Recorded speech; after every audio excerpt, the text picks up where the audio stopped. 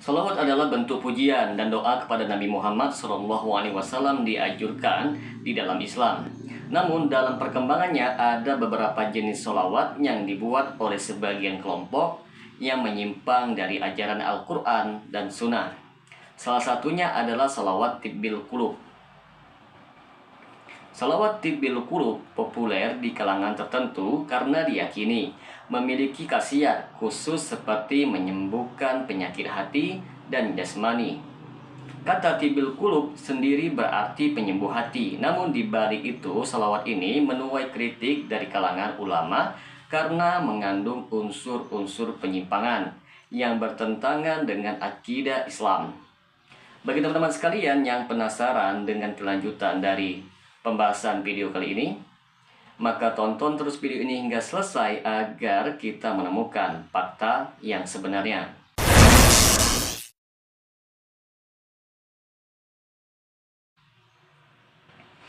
Assalamualaikum warahmatullahi wabarakatuh. Berjumpa lagi dengan saya Rio Mulyadi di channel Manhaj Dakwah. Pada episode kali ini kita akan membahas tentang penyimpangan sholawat tibbil qulub. Teman-teman sekalian, di sini akan kita bawakan teks sholawat tibbil qulub. Allahumma sholli ala sayyidina Muhammad tibbil qulub wa dawaiha wa afiyatil abdan wa shifaiha wa nuril absar wa diyaiha wa ala alihi wa sahbihi wa sallim. Artinya, ya Allah, limpahkanlah sholawat kepada junjungan kami Nabi Muhammad, penyembuh hati dan obatnya, pemberi kesehatan jasmani dan penyembuhnya, cahaya bagi penglihatan dan cahayanya, juga kepada keluarganya dan para sahabatnya. Setelah kita mengetahui redaksi teks dari sholawat tibbil qulub, maka teman-teman sekalian akan kita bawakan analisis kesesatan dalam sholawat tibbil qulub. Yang pertama, pengakuan sifat ketuhanan pada Nabi Muhammad SAW. Teks ini mengandung klaim bahwa Nabi Muhammad SAW adalah yang pertama, penyembuh hati, tibbil qulub wa dawaiha. Yang kedua, penyembuh tubuh, afiyatil abdan wa shifaiha. Yang ketiga, cahaya penglihatan, nuril absar wa diyaiha. Maka timbullah sebuah pertanyaan, di mana letak penyimpangan dari sholawat tibbil qulub ini? Maka akan kita jawab bahwa dalam Islam hanya Allah yang memiliki sifat asy-syafi, yaitu maha penyembuh, dan an-nur, cahaya. Memberikan sifat ini kepada Nabi Muhammad SAW berarti menisbatkan sifat Allah kepada makhluk yang merupakan bentuk dalam kesyirikan dalam asma wa sifat. Nabi Muhammad SAW adalah makhluk Allah yang paling mulia. Namun beliau sendiri mengajarkan bahwa penyembuhan hanya dari Allah semata. Sebagaimana firman Allah Subhanahu wa Ta'ala, dan apabila aku sakit, dialah Allah yang menyembuhkan aku. Quran Surat Asy-Syu'ara ayat 80. Yang kedua, klaim khasiat yang tidak berdasar. Salawat ini diyakini memiliki khasiat khusus untuk menyembuhkan penyakit baik jasmani maupun rohani.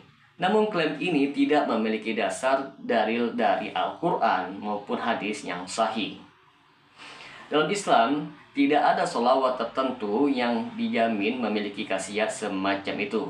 Semua bentuk ibadah harus berdasarkan dalil sebagaimana kaidahnya al-aslu fil ibadah at-tauqifiyah, yaitu asal dalam ibadah adalah harus berdasarkan petunjuk dari dalil yang syar'i.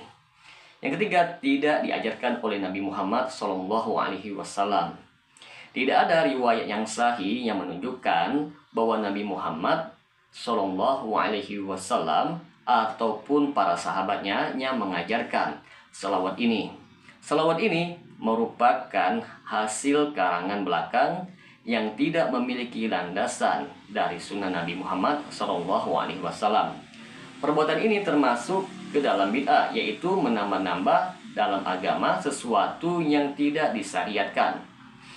Rasulullah SAW bersabda, barang siapa yang mengada-ngadakan sesuatu di dalam urusan agama kami ini yang tidak ada tuntunannya, maka ia tertolak. Hadis riwayat Bukhari dan Muslim.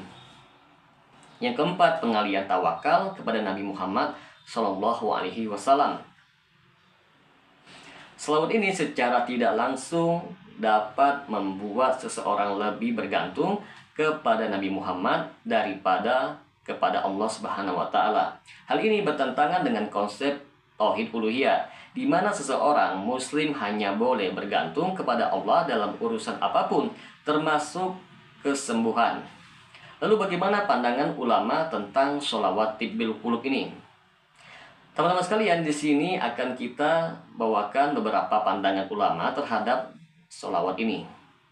Yang pertama, Syekh Muhammad bin Shalih Al-Utsaimin. Beliau menjelaskan bahwa segala bentuk sholawat yang mengandung pujian yang berlebihan kepada Nabi Muhammad SAW hingga menyerupai sifat Allah adalah syirik. Nabi sendiri melarang umatnya untuk berlebihan dalam memujinya. Janganlah kalian berlebihan dalam memujiku, sebagaimana orang-orang Nasrani memuji Isa bin Maryam. Aku hanyalah seorang hamba. Maka katakanlah hamba Allah dan Rasulnya. Hadis riwayat Bukhari. Yang kedua, Imam Asy-Syatibi. Dalam kitab Al-Ittisam, beliau menyatakan bahwa menambah-nambah dalam bentuk zikir atau doa yang tidak diajarkan oleh Nabi Muhammad adalah bid'ah yang dapat merusak agama. Maka dapat kita simpulkan di sini teman-teman sekalian bahwa sholawat tibbul qulub mengandung unsur-unsur penyimpangan yang bertentangan dengan ajaran Islam. Di antaranya, yang pertama, memberikan sifat-sifat ketuhanan kepada Nabi Muhammad SAW.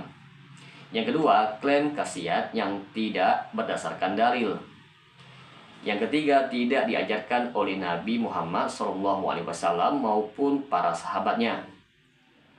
Yang keempat, potensi mengalihkan ketergantungan dari Allah kepada makhluk. Sebagai muslim, kita diwajibkan mengikuti sholawat yang diajarkan dalam Al-Quran dan Sunnah.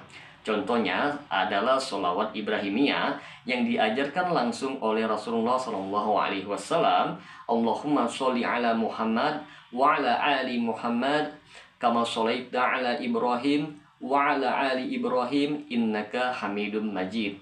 Allahumma barik ala Muhammad wa ala ali Muhammad kama barakta ala Ibrahim wa ala ali Ibrahim innaka hamidun majid. Hadis riwayat Bukhari dan Muslim. Nasihat saya untuk teman-teman sekalian, perbanyak kajian tentang tauhid dan akidah untuk memahami ajaran Islam yang benar. Hindari amalan yang tidak memiliki dasar syar'i.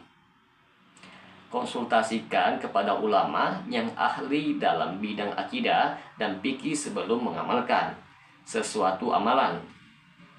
Semoga Allah Subhanahu wa taala menjaga kita dari kesesatan dan memberikan pemahaman yang benar tentang agamanya. Apabila channel ini dapat memberikan manfaat bagi teman-teman sekalian, silakan subscribe dan share, semoga bermanfaat. Assalamualaikum warahmatullahi wabarakatuh.